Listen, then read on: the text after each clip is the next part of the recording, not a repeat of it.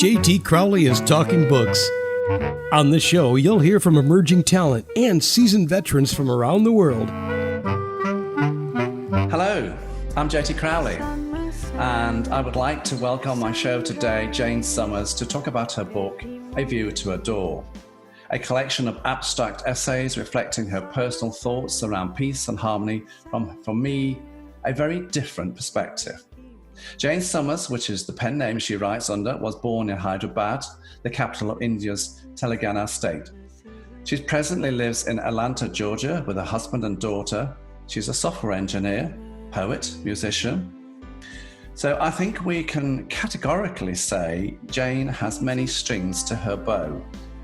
Let's invite Jane onto the show to reveal the inner workings of her amazing book, A View to Adore.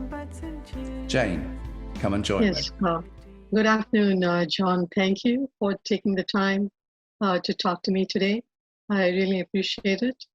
I am Jane Summers. I write under the pen name of Jane Summers, and I am a software engineer.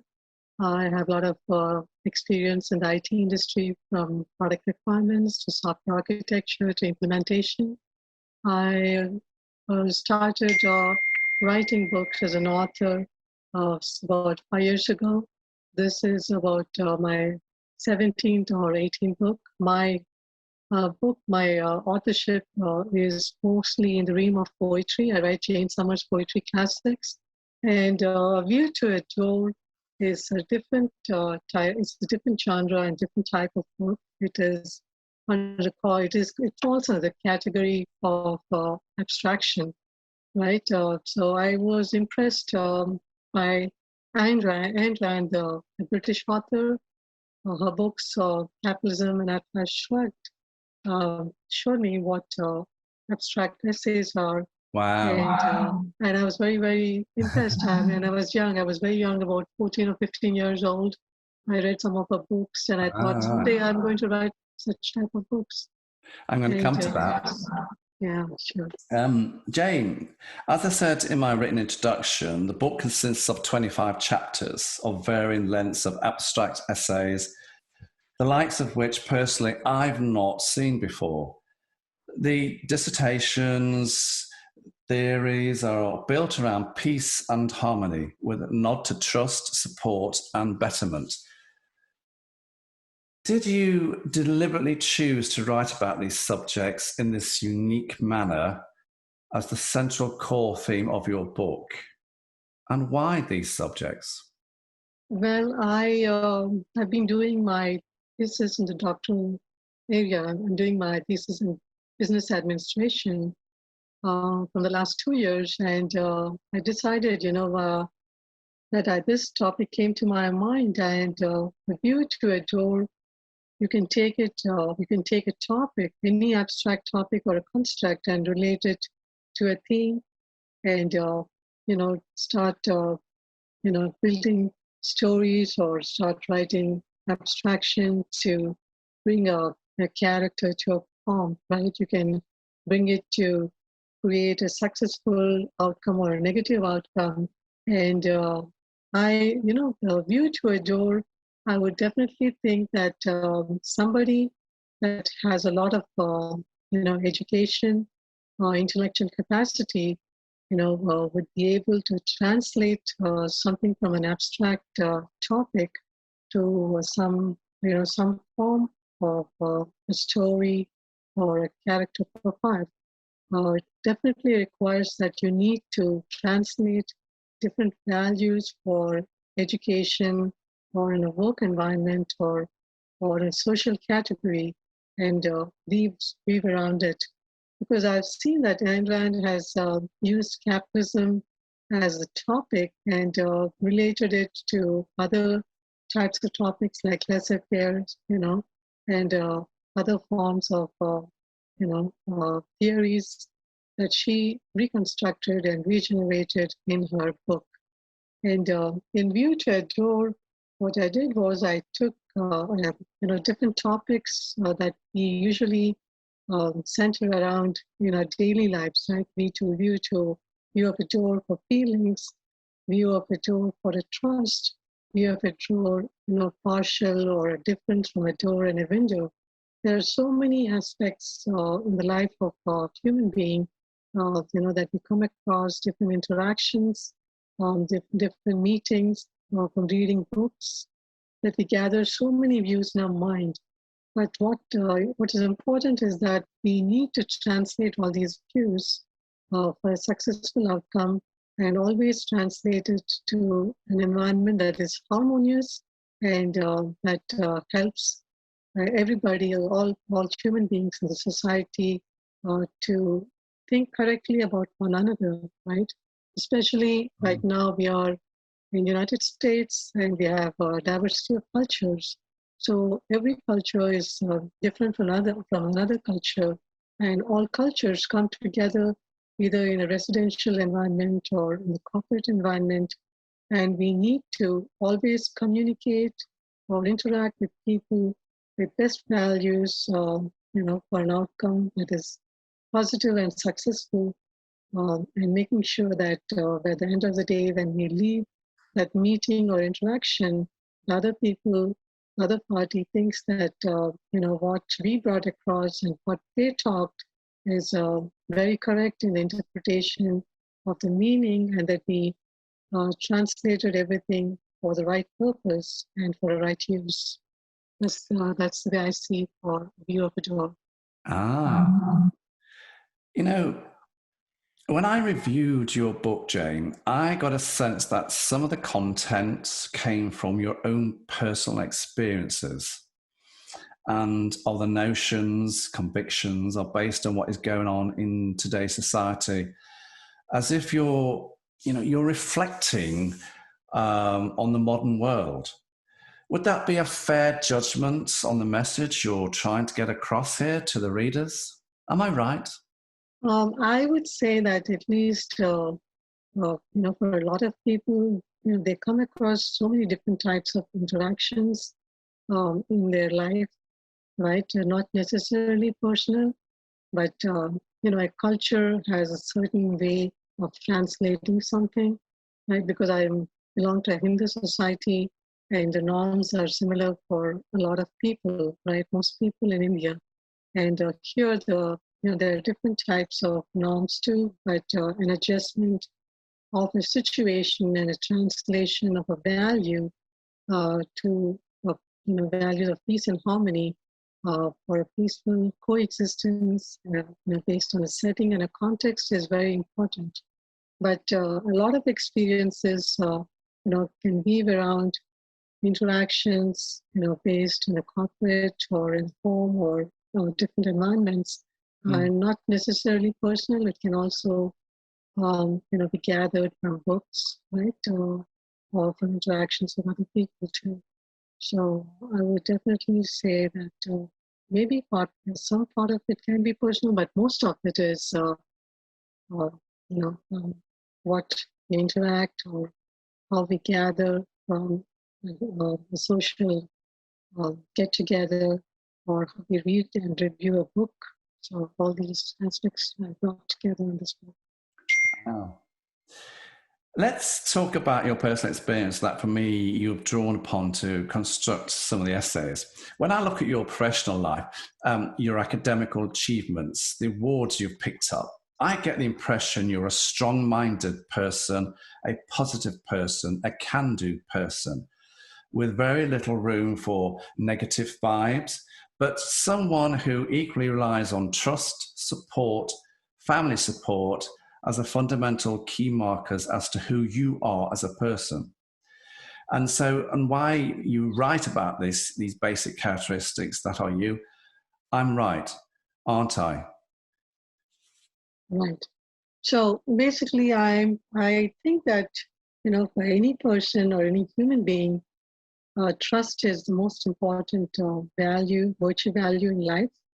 And more so since I was born and brought up in India, in a Brahmin family. My father and mother, my father was a chief medical officer, was a doctor, and my mother's family side, father's family side are very highly qualified and educated. They are chief engineers. They are very high, directors in the medical area. So the basic thing was that, trust is embodied in a family, basically, and all values such as loyalty, sincerity, code of conduct, ethics, all those were instilled at home. And more so, I went to a British school, right? And these values were held very high in the British school in India. And, the standard of education is very high. And trust is something that, we learn a lot at home and at school with friends, in different environments, doing projects or working together. And basically, what I think is that trust is most important for a view of a door. Because based on trust, you have progression of values in education, work, social area, and also belonging to an organization, right? Because of trust at home, you're able to progress and go to the next level called marriage and live with a family and build a trust based on what you already learned at your home. So a trustworthy person is how long I've been in that relationship as a family member, and also, how the corporate environment viewed you as an employee, for the length of time you contributed in terms of value to the work area or even in the social area. What is it that you have brought across to the community setting in your subdivision or in any area in a county, right? So those values are all embodied only through trust. And, somebody that you meet and they would say, hi, oh, she's very nice and I've known her for almost 20 years. She's very highly educated, qualified. She has a very beautiful family. She's always helping and she's a very active volunteer and she helps in the society and contributed a lot. So that's the way I see trust coming forth as a value of a view to a door. That's important, isn't it? Yes. Mm-hmm. For me, Jane, chapter 2, A View to a Feeling, is an important chapter, for not only is it an extension of what we just talked about, but it reaffirms in a way that you as a person is what it's all about. And for that reason, it's my favorite abstract essay in the book, the chapter. Oh, yes.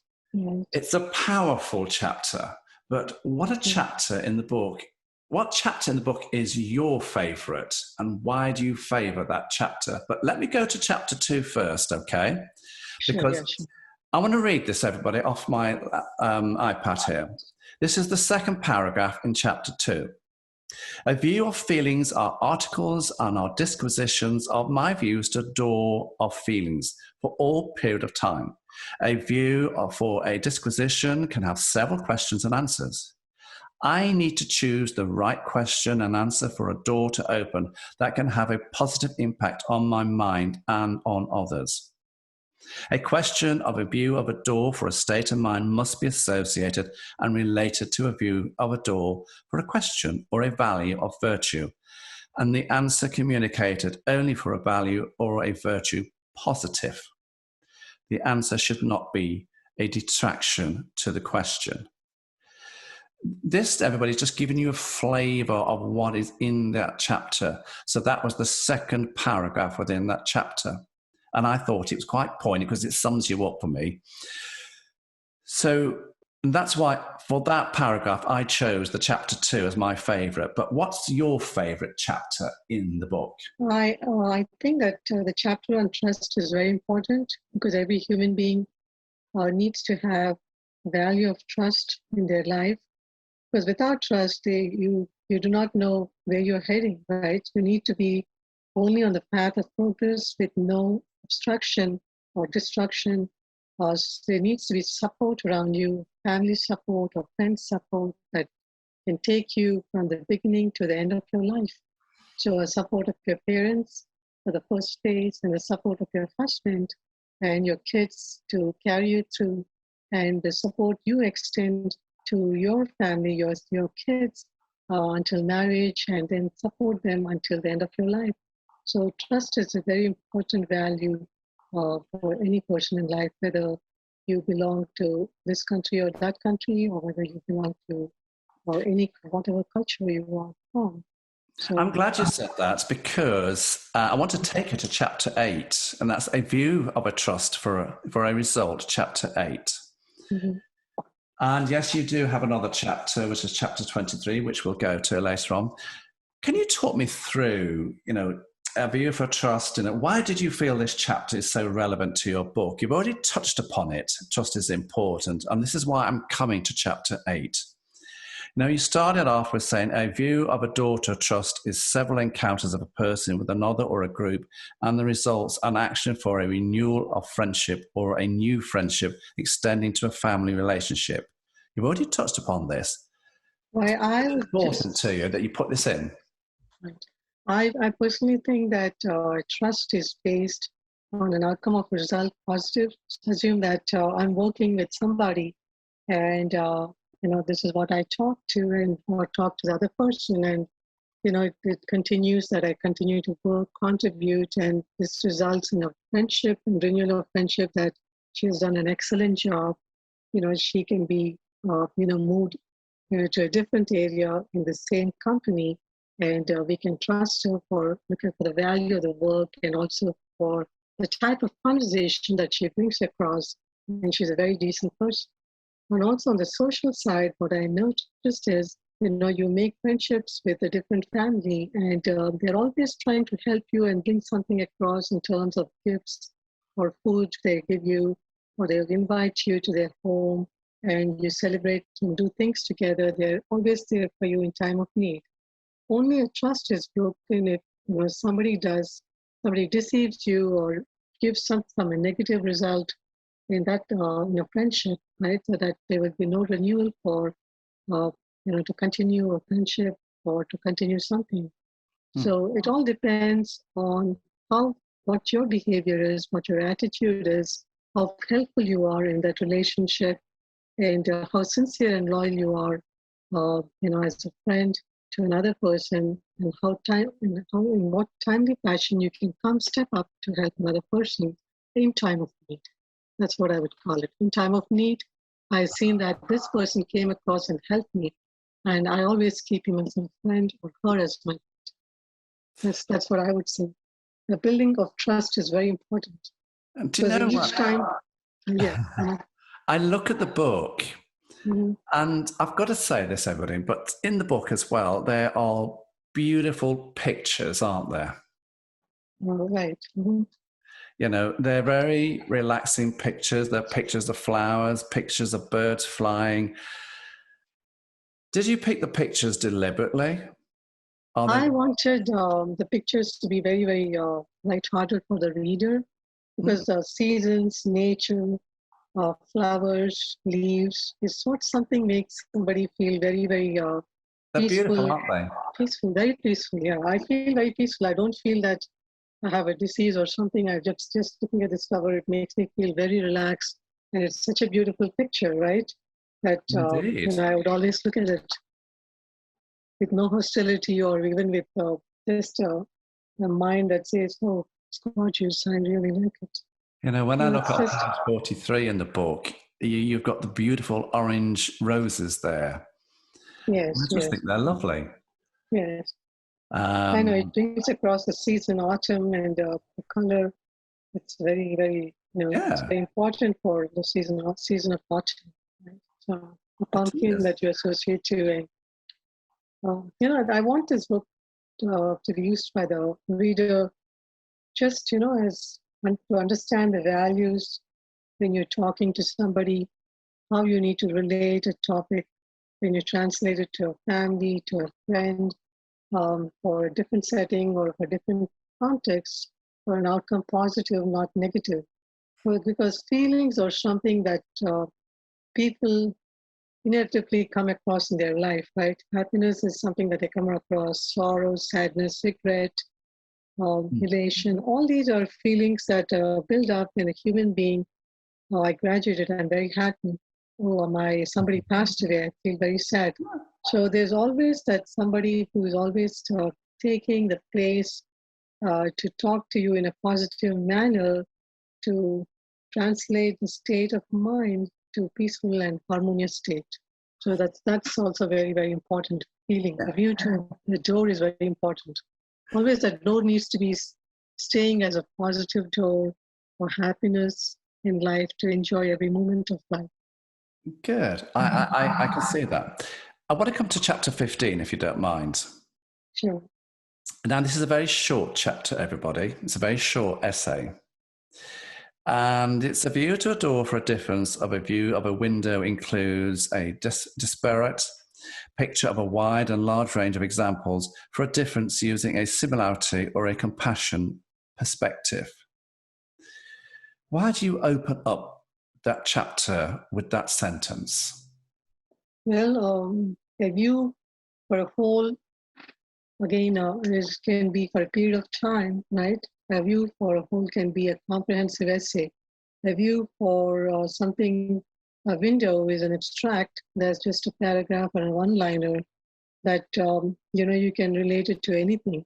But for a whole, you need to understand the whole, the aggregation or grouping of something, or for similarity or for comparison perspective, or how I can aggregate all this together to relate this to the form of a character or something, to translate these values, for whatever you want. It could be for a business strategy, or it could be for a social value or a grace.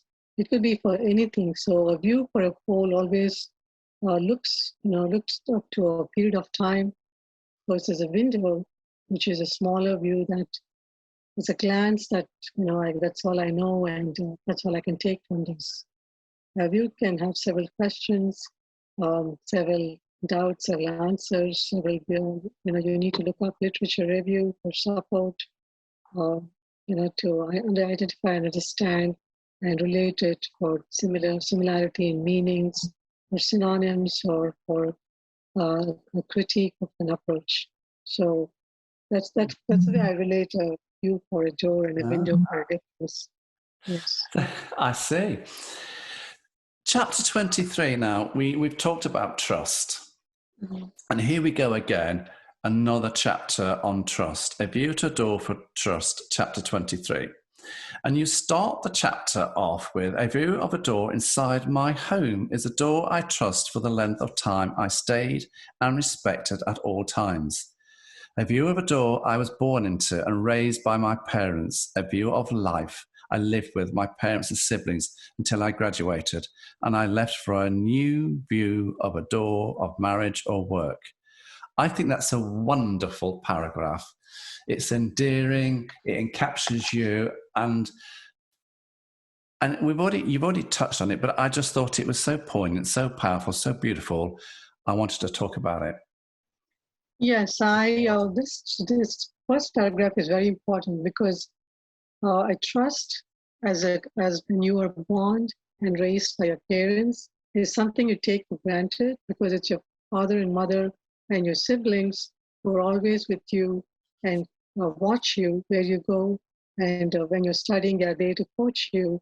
And if you put a wrong step, they're always there to pick you up and guide you on the path to success, peace, harmony, and all these values. But when you step away from the door to a door of marriage, there's so many values that you need to bring across in your life, right? Marriage is a door of responsibility. You're on your own in that marriage with your spouse initially, and so you need to take the support of your parents and your sisters or brothers, your family, to make sure that you're not stumbling on the path. You're always going through the straight path. There are always twists and turns in that path.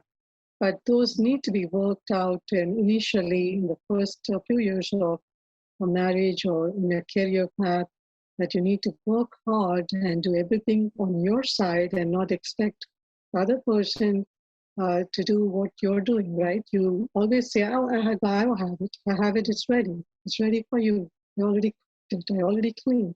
I have everything. You need to put a pattern in place when you step into a career or a marriage, a role of responsibility as an employee or as a wife or as someone very responsible, that the other person says, oh, I can count on her. She already has it. I don't need to worry that we are going to a party and she already has everything worked out. She has the dress ready. She has the food ready, and she has even the conversation ready. I don't need to do anything except enjoy. So, it makes the spouse dependent on you, and you already had your marriage worked out, and you already have your family by your side. You already are coaching your kids through education and other things. But one important thing I would like to bring across, whether it's a marriage or a career, is learning is always a part of life, and you need to educate yourself at every step. It could be every year or every few years, always to a higher degree or to a degree that shows that there's a difference of value that you brought across in your marriage or even in a career or in a social area. So I definitely think that this trust is very important. This trust is embodied not only when you are young, but it also translates to a different trust when you grow and to married life, and also to when you're old, right? When you're old, the trust is a different trust. Now, all these people trust you, right? Your grandkids, your own kids. That's why you put it in the chapter. Yes, yes. Yeah. Jane, what in your mind makes your book dissimilar to others in its class? And who do you see and want as your market, your readers? Well, I want the audience, the readers, to be any category. They could be students, they could be kids, they could be adults. I want them to read the book only from one point of view. They're selecting some topic, right? They need to relate a topic to something relevant that is trending in the society, right? When they're talking to somebody, when they're communicating with a person, when they're interacting with a person, how would they translate what they are looking at to do? Business strategy for communication, how best can we leverage that strategy for an end goal of a fulfillment, right?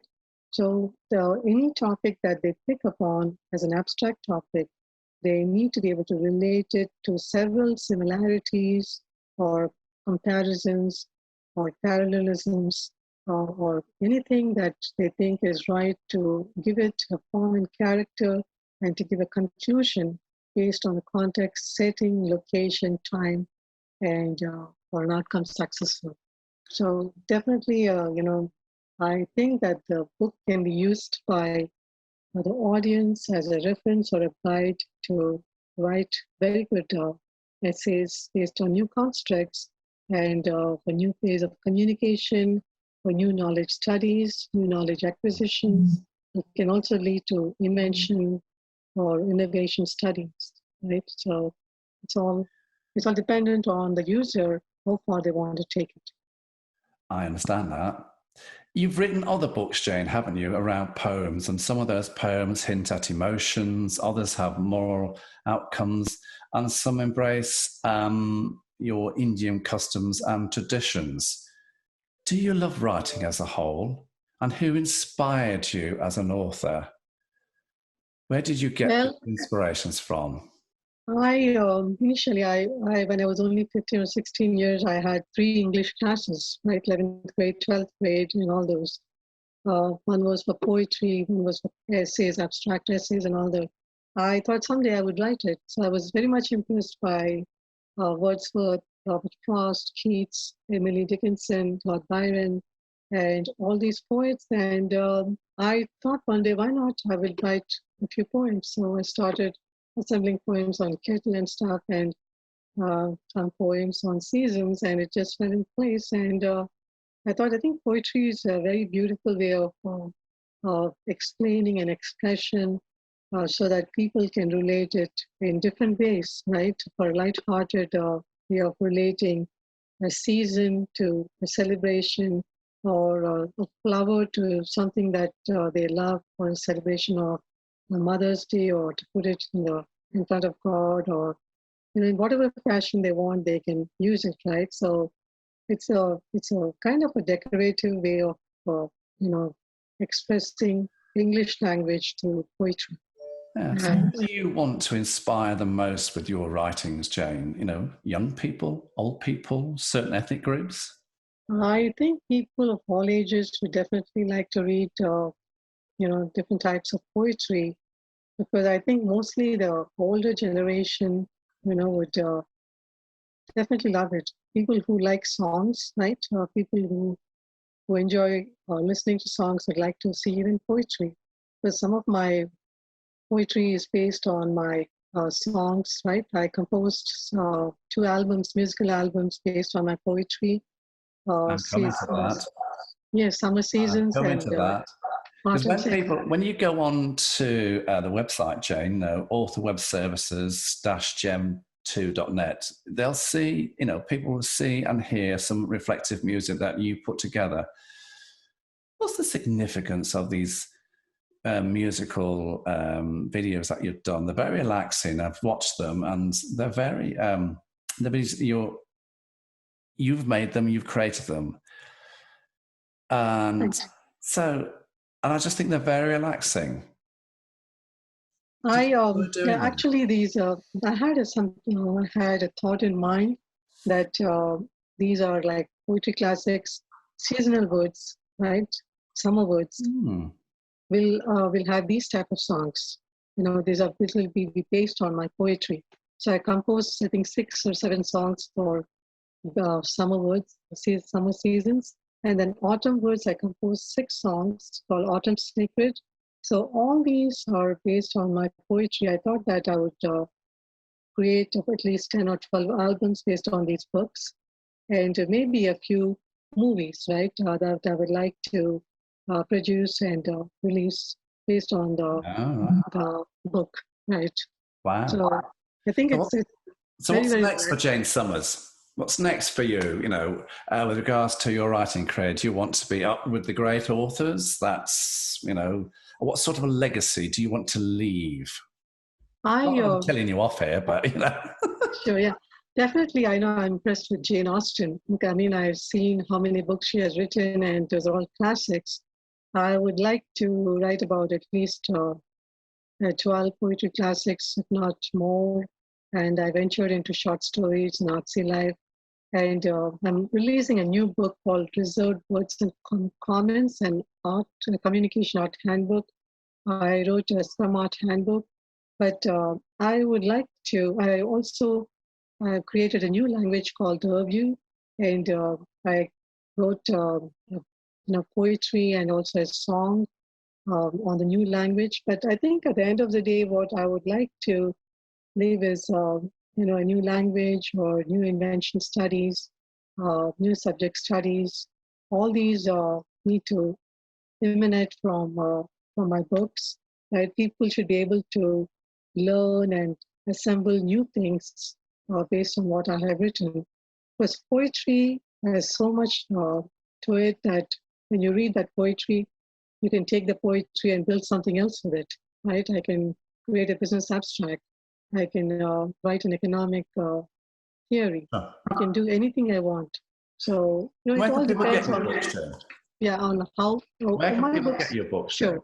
My books are available. You can get it on Barnes & Nobles, Amazon.com, authorhouse.com. So any major book that is available in the United States. They're available all over the world, right? In UK, United States, India, France, Germany, New Zealand, and Australia too. So some of these are like Waterstones, I think, and I think there's also something called Future House or Book House or something. So you can get it anywhere. If you Google on internet, Booktopia is another one. It would just come up, Jane Summers, and type the topic, the title of the book. You should be able to see it on the internet, right on the Google search screen. Wonderful. Jane Summers, it's been a great pleasure interviewing you, and I hope when your next book comes out, I get the opportunity to interview you again. But for the time being, Jane Summers, thank you very much. Thank you very much. I really appreciate your time today. Oh, it's been fascinating. Your book is amazing. Thank you. Thank you very much. But for the book, for me, everybody, will appeal to those discerning readers who are looking for something new, something different, something that will leave an impression on their mind as to how, you see yourself and the world at large. So I simply say, go and have a look at Jane Summers' books. and especially her latest one, A View to Adore. They are very, very interesting. But go and listen to her videos on her website as well. And I'll take you to the website and in the introduction, and you can contact Jane in all variety of social platforms, all on the written introduction. So it's just left for me, as I say every week. I'm JT Crowley. Thanks for listening, watching, wherever you are in the world. So until next time, stay safe.